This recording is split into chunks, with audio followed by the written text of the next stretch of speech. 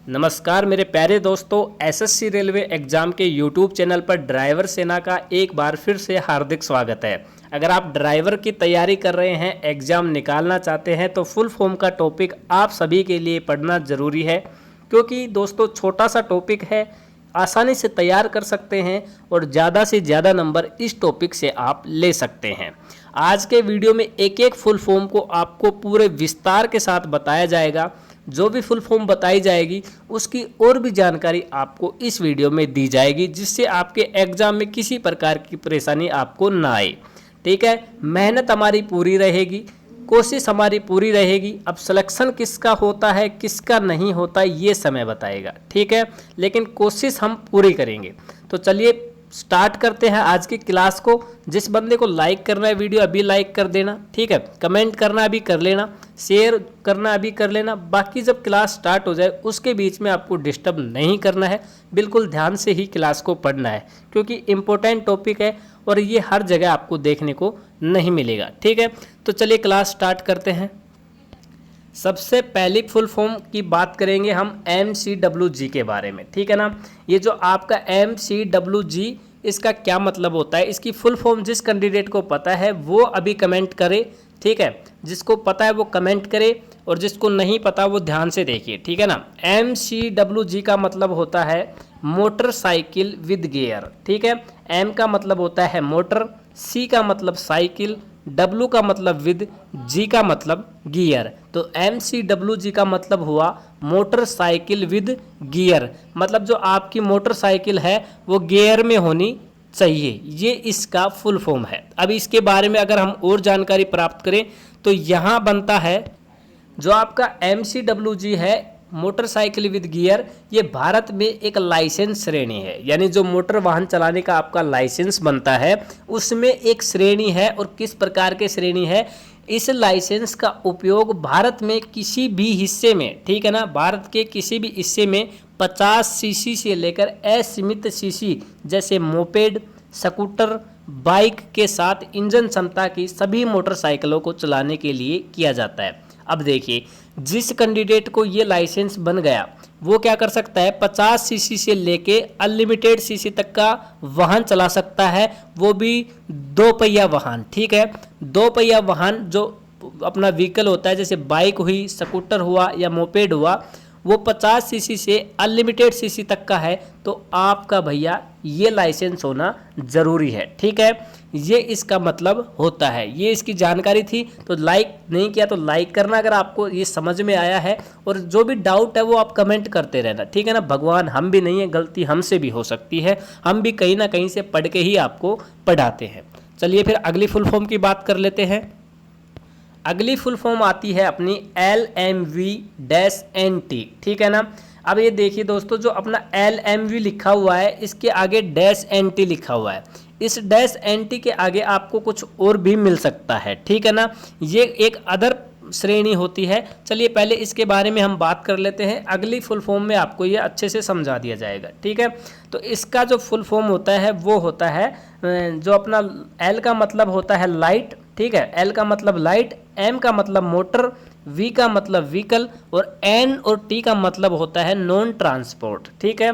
तो LMV-NT का full form हो गया light motor vehicle non transport, ठीक है ना। अब ये NT की जगह अगर कुछ और आता है तो यहाँ नॉन ट्रांसपोर्ट की जगह भी कुछ और बन जाएगा, बाकी LMV ये फिक्स है, ठीक है ना, लाइट मोटर व्हीकल। अब इसके बारे में हम और जानकारी प्राप्त कर लेते हैं, ठीक है। LMV-NT का मतलब होता है light motor vehicle non transport, यानी भारत में एक लाइसेंस श्रेणी है। देखिए ये भी एक लाइसेंस श्रेणी होती है। इस लाइसेंस का उपयोग हम हल्के मोटर वाहनों जैसे कार, जीप, छोटे वैन को निजी उद्देश्यों के लिए चलाने के लिए कर सकते हैं, ठीक है ना, लेकिन वाणिज्य परिवहन के लिए नहीं। ध्यान दीजिए, अगर आपके पास पर्सनल कोई गाड़ी है, जैसे कोई मारुति है, कोई कार है, कोई जीप है, उसको आप चलाना चाहते हैं तो आपके पास LMVNT का लाइसेंस होना चाहिए। ठीक है, अगर आप अपने पास कार या जीप को कमाने के लिए यानी सवारी गाड़ियों में इस्तेमाल करना चाहते हैं तो फिर वहाँ पे ये लाइसेंस वैलिड नहीं होगा। ठीक है ना, ये पर्सनल मोटर वाहन जैसे जीप, कार, छोटे वैन, ठीक है ना, उनके लिए वैलिड है। ये इसकी जानकारी थी। अब अगली फुल फॉर्म के बारे में हम बात कर लेते हैं। देखिए अगला फुल फॉर्म जो है आपका LMVTR, ठीक है ना। जिस कैंडिडेट को पता है वो कमेंट कीजिए, जरा देखें कितने लोगों को इसका मतलब पता है। LMV की अभी हमने बात की है, लाइट मोटर व्हीकल। देखिए अभी पिछली फुल फॉर्म में बताया था कि यहाँ पे डैश के बाद चेंज हो सकता है, ठीक है ना, और यहाँ पे TR आ चुका है। तो इसका जो फुल फॉर्म बनेगा वो आप सभी के सामने मैं शो कर देता हूँ। इसका फुल फॉर्म बनेगा मेरे भाई L से लाइट, M से मोटर, V से व्हीकल, ठीक है ना, और T का मतलब हो जाएगा ट्रांसपोर्ट, और जो अपना R बचा है इसका मतलब हो जाएगा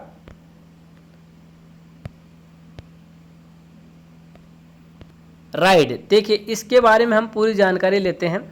light motor vehicle transport Bharat में एक लाइसेंस श्रेणी है, ये भी एक लाइसेंस श्रेणी है। ठीक है, वाणिज्य परिवहन के लिए जैसे अपने हल्के मोटर वाहन होते हैं, जीप, कार्स, ठीक है, वैन, उनको चलाने के लिए आवश्यक होता है। लेकिन अगर आप इसको मोटर वाहनों, भारी मोटर वाहनों के लिए यूज करते हैं तो ये वैलिड नहीं होगा, और इसको हम वाणिज्य परिवहन के लिए भी चला सकते हैं। ठीक है, जो अपना पिछले वाला था उसको हम वाणिज्य के लिए नहीं चला सकते थे, पर्सनली चला सकते थे। लेकिन अगर आपको वाणिज्य अपने पर्सनल वाहन किसी व्यवसाय में चलाने हैं तो आपके लिए TR का लाइसेंस होना जरूरी है। चलिए अगला फुल फॉर्म आता है अपना HMV, और ये सबसे इजी है। ठीक है ना, इसका आप सभी कैंडिडेट्स को पता होना चाहिए। जरा देखते हैं एक सेकंड के लिए कितने लोगों का कमेंट आता है। कमेंट कीजिए HMV के बारे में कि HMV का फुल फॉर्म क्या हो सकता है। तो सभी का कमेंट आना चाहिए, काफ़ी इजी है। चलिए हम देखते हैं। हाँ, एक दो कैंडिडेट का आया है, ठीक है ठीक है। चलिए HMV का मतलब होता है हैवी मोटर व्हीकल। H का मतलब हुआ हैवी, M का मतलब हुआ मोटर, V का मतलब व्हीकल। ठीक है ना, अब बाकी बात करते हैं इसके बारे में, अदर जानकारी के बारे में। यहाँ पे आप देख सकते हैं कि ये भारत में एक ड्राइविंग लाइसेंस श्रेणी है। ठीक है ना, ये सारे फुल फॉर्म्स लगभग लाइसेंस से आ रहे हैं, तो ये भी एक लाइसेंस श्रेणी है। अगर आप हैवी मोटर को, मोटर व्हीकल जैसे बस हुआ, लोरी हुआ, टिपर हुआ, ट्रक हुआ, ट्रेलर हुआ, ऐसे वाहन चलाना चाहते हैं तो आपके पास HMV लाइसेंस होना जरूरी है, यानी हैवी मोटर व्हीकल का लाइसेंस होना जरूरी है। ठीक है, तभी आप भारत में ड्राइविंग कर सकते हैं बड़े वाहनों की। अब अगले फुल फॉर्म के बारे में पढ़ लेते हैं। देखिए अभी हमने HMV पढ़ा है, हैवी मोटर व्हीकल। LMV का मतलब सभी कैंडिडेट अब बता सकते हैं अगर HMV के बारे में अच्छे से समझ पाए हैं। HMV के बारे में अगर अच्छे से समझ पाए हैं तो LMV के बारे में आप आसानी से बता सकते हैं, और इतनी देर में तो कमेंट स्टार्ट हो जाने चाहिए। देखिए HMV का मतलब होता है हैवी मोटर लाइसेंस। ठीक है, LMV का मतलब क्या होगा? लाइट मोटर व्हीकल, यानी लाइट मोटर वाहन। अगर इसका मतलब आप समझ पाए होंगे, ठीक है ना। अगर आपको जो भी वाहन है जैसे ऑटो रिक्शा हुआ, ठीक है, मोटर कार, जीप आदि हल्के मोटर वाहन, उनको चलाने के लिए अपने को ज़रूरत पड़ती है कौन से? LMV लाइसेंस, यानी लाइट मोटर वाहन यानी लाइट मोटर व्हीकल लाइसेंस की ज़रूरत पड़ती है हमें auto rickshaw, motor car, jeep जो हल्के वाहन होते हैं उनको चलाने के लिए। और HMV की जो अपने हैवी वाहन होते हैं, बाहरी वाहन, ट्रक हुआ, ट्रेलर हुआ, उनको चलाने के लिए ज़रूरत पड़ती है। अब अगले फुल फॉर्म के बारे में पढ़ लेते हैं। अगला फुल फॉर्म आता है अपना LL। ठीक है ना, LL, तो LL का मतलब होता है लर्निंग लाइसेंस। ठीक है ना, लर्निंग लाइसेंस मतलब सीखने वाला लाइसेंस, सिखाने वाला लाइसेंस। ठीक है, इसके बारे में पढ़ लेते हैं। अगर आप गाड़ी सीख रहे हैं या फिर सिखा रहे हैं तो आपके पास LL लर्निंग लाइसेंस होना ज़रूरी है। ठीक है, अगले बात करते हैं DL फुल फॉर्म के बारे में। और DL का मतलब यहाँ पे दिल्ली नहीं होगा। ठीक है ना, DL का मतलब दिल्ली नहीं होगा। अब DL की फुल फॉर्म आपको पता होनी चाहिए, तो सबसे इजी है, बस थोड़ा सा कॉमन सेंस दिमाग लगाना है। D का मतलब हो जाएगा ड्राइविंग और L का मतलब हो जाएगा लाइसेंस। ठीक है ना, तो D का मतलब ड्राइविंग, L का मतलब लाइसेंस। तो यहाँ पे बात करें अगर भैया आपको भारत में सड़क पे गाड़ी चलानी है, ठीक है, तो आपके पास ड्राइविंग लाइसेंस होना चाहिए। अब वो किस प्रकार की आप गाड़ी चला रहे हैं तो उस हिसाब से, गाड़ी के हिसाब से आपके पास लाइसेंस होना चाहिए, पर ड्राइविंग लाइसेंस आपके पास होना चाहिए। दोस्तों अगला आता है आरसी, और आरसी का नाम आपने सबने सुना होगा। जो बंदे बाइक का इस्तेमाल करते हैं उन सबको तो पता है कि आरसी क्या होती है।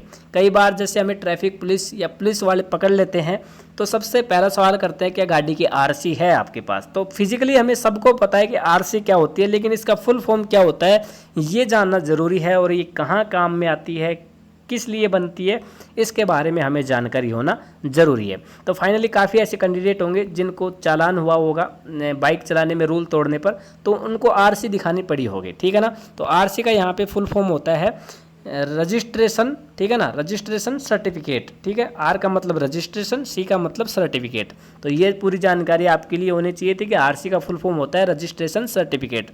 अब इसके बारे में अगर हम बात करें तो काफ़ी ईजी है कि आरसी एक रजिस्ट्रेशन सर्टिफिकेट होता है, और ये कब काम में आता है कि आपका वाहन पंजीकरण प्रमाण पत्र से जुड़ा हुआ है या नहीं। यानी आप अपने वाहन के अधिनियम स्पष्ट रूप से किसी वैध वाहन को प्रमाण करना चाहते हैं, जैसे कि भाई आपकी कोई बाइक है, कोई गाड़ी है, कोई भी है साधन है, और उसे आप कैसे साबित कर पाएंगे कि ये गाड़ी मेरी ही है, ठीक है ना, मेरे नाम से है। तो उसके लिए आपको एक आरसी दी जाती है, रजिस्ट्रेशन सर्टिफिकेट, जिससे आप ये प्रमाणित कर सकते हैं कि ये गाड़ी मेरी है, ठीक है ना। बिना आरसी के आप प्रमाणित नहीं कर सकते हैं। तो ये एक गाड़ी के कागजों में मेन हिस्सा आरसी को माना जाता है। अगली फुल फॉर्म के बारे में जान लेते हैं। देखिए अगली फुल फॉर्म आती है PUCC। अगर आपने कभी फ्यूल भरवाया होगा अपनी गाड़ी में, तो जहाँ पे फ्यूल भरवाते हो उस पंप के पास कोने में एक खोखा सा लगा होता है, ठीक है ना, प्रदूषण जांच केंद्र उस पर लिखा होता है। लगभग पीले कलर का वो खोखा होता है, लगभग, बाकी कुछ भी कलर रखते हैं आजकल, लेकिन वो पीले कलर का मिलता है, और उस पर प्रदूषण जांच केंद्र कुछ ऐसे लिखा होता है। तो वहाँ पे PUCC भी लिखा होता है, ठीक है। आपने देखा होगा, फिजिकली सबको याद आया होगा, लेकिन इसका फुल फॉर्म हमें ज़रूरी है जानना, और हमारे जो काम आएगी वो अभी एग्जाम में फुल फॉर्म काम आने वाली है। तो PUCC की फुल फॉर्म क्या होती है ये आप सभी को पता होना चाहिए। तो P का मतलब होता है यहाँ पे पोल्यूशन, ठीक है, यानी प्रदूषण, और U का मतलब हुआ अंडर, C का मतलब कंट्रोल, C का मतलब सर्टिफिकेट, ठीक है। यानी P का मतलब पोल्यूशन, U का मतलब अंडर, C का मतलब कंट्रोल, दूसरे C का मतलब certificate, pollution under control certificate, ये इसका फुल फॉर्म होता है। इसके बारे में जानकारी लें तो इसका मतलब है कि आपका प्रदूषण नियंत्रक प्रमाण पत्र है या नहीं, यानी आपका गाड़ी जो है वो प्रदूषण कम कर रहा है, ज़्यादा कर रहा है, इसके द्वारा आप साबित कर सकते हैं। आप ये नहीं कह सकते कि मैंने आज ही अपनी गाड़ी नई निकलवाई है, उस चीज़ को वैलिड नहीं करेगा ट्रैफिक पुलिस। आपको ये प्रमाण पत्र यानी जो आपका पॉपुलेशन यानी पोल्यूशन वाला सर्टिफिकेट है वो आपके पास होना चाहिए। उसी से आप सिद्ध कर सकते हैं, साबित कर सकते हैं कि मेरी गाड़ी नई है, मेरी गाड़ी में कोई प्रदूषण की कमी नहीं है। अगली फुल फॉर्म के बारे में जान लेते हैं। RTO। देखिए दोस्तों, RTO का नाम सुनते ही काफ़ी लोगों के दिमाग में घंटी बजी, चालान। काफ़ी लोगों ने अपना चालान कटवाया होगा, क्योंकि जब भी आप रोड पे अगर ट्रैफिक रूल तोड़ते हो तो काफ़ी बार आपको RTO पुलिस मिलती है, जो आपके रूल तोड़ने पे आपको पकड़ लेती है, और जो भी रूल आप तोड़ रहे हैं उसके हिसाब से आपको जुर्माना करती है, ठीक है ना। तो RTO का पूरा फुल फॉर्म क्या होता है ये आज आप देख लीजिए। R का मतलब होता है रजिस्ट्रेशनल, ठीक है, T का मतलब ट्रांसपोर्ट, O का मतलब ऑफिस, रजिस्ट्रेशनल ट्रांसपोर्ट ऑफिस, ठीक है। ये पूरा RTO का फुल फॉर्म होता है। और इसकी पूरी जानकारी की बात करें तो RTO का जो हिंदी में नाम होता है वो होता है क्षेत्रीय परिवहन कार्यालय, ठीक है ना।